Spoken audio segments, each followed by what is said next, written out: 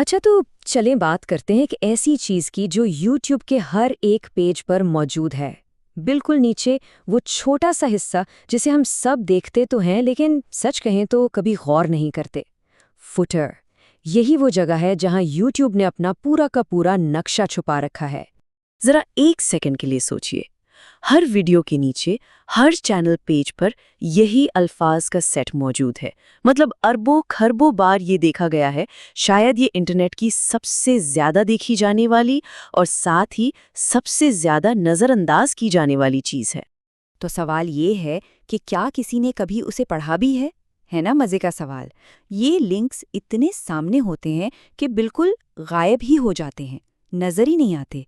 लेकिन आज हम इसी गैर मरे हिस्से को खंगालेंगे और देखेंगे कि इसके पीछे असल में है क्या। देखें, ये सिर्फ कुछ लिंक्स की लिस्ट नहीं है।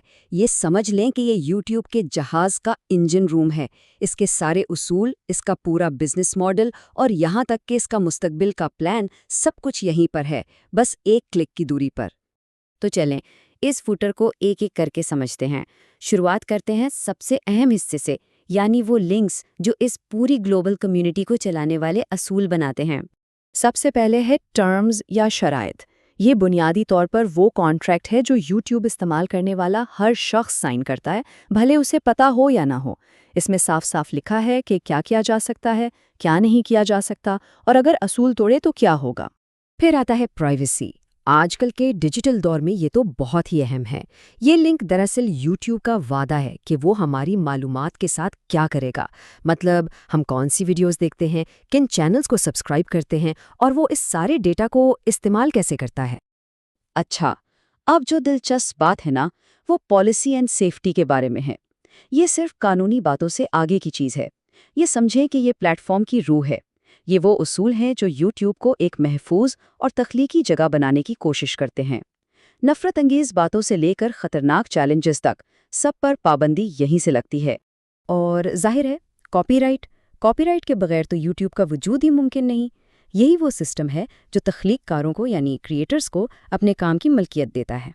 ये थोड़ा पेचीदा है, लेकिन सारा प्लेटफॉर्म इसी बुनियाद पर खड़ा है, क्योंकि यहाँ सारा मवाद तो लोग ही बनाते हैं। तो खुलासा ये है कि ये चारों लिंक्स सिर्फ बारीक लिखी हुई तहरीर नहीं है, ये यूट्यूब के कानूनी और समाजी ढांचे की बुनियाद हैं। यही वो फ्रेमवर्क है, वो जिम्मेदारियां, हुकूक और मेयार हैं जिनकी वजह से अरबों लोगों की ये कम्युनिटी चल पा रही है। चलें ठीक है, उसूल तो हमने देख लिए। अब जरा आगे बढ़ते हैं और देखते हैं कि ये पूरी मशीन चलती कैसे है। ये लिंक्स इसके बिजनेस मॉडल के बारे में क्या बताते हैं। तो यूट्यूब आखिर बना किसके लिए है? इस सवाल का जवाब भी फुटर में ही है। ये हमें इन 3 खास ग्रोहों के बारे में बताता है जो इस पूरे इकोसिस्टम को चला रहे हैं। और नहीं, ये सिर्फ देखने वालों के लिए नहीं है। एक तरफ है क्रिएटर्स, वो लोग जो वो सारा मवाद बनाते हैं जो हम सब देखते हैं। ये हुई सप्लाई।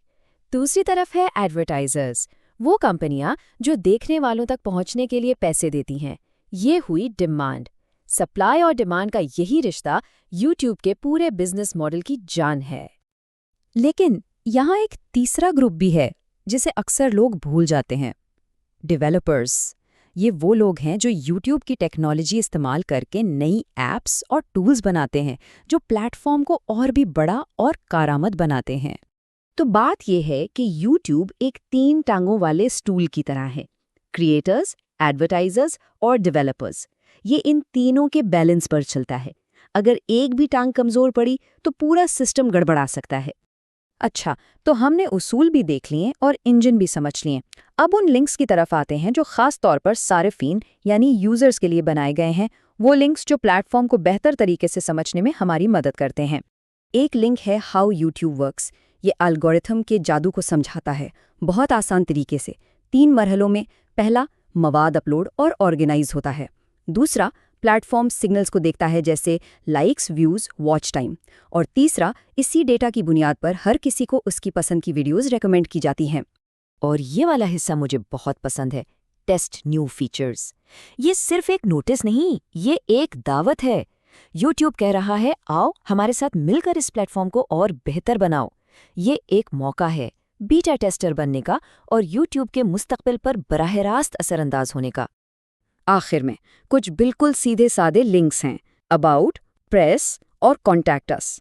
یہ کمپنی کے آفیشیل چینلز ہیں جہاں یوٹیوب کا مشن، خبریں اور رابطے کی معلومات مل جاتی ہیں۔